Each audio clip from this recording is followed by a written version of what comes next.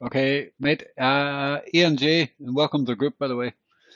So ENJ, you can see it's had two bearish things here. It's having a bearish sort of doji stop hunt. You can see the fact that we pierced above here, we couldn't hold above, and we're rejecting.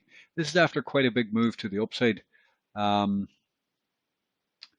well, 140% bounce to the upside. So there's kind of a double rejection here. So it's just a slight warning sign in the near future that this either may want to either consolidate here a little bit before moving, or it might get a bit of a deeper pullback into these moving averages. So I don't like to buy here right now. Let's go to the weekly. Well, you can see here on the weekly as well, if you just look at this, we're getting a bit of a rejection. A lot of times when you get this sort of rejection, it can last all week. Another good example here is perfect example is here. When you get that rejection, it lasts until the next week, and then the next week you can start to look for a buy, and you can see that we still bounced up higher. So I'm just saying it's a little bit dangerous trying to buy this here because of the rejection.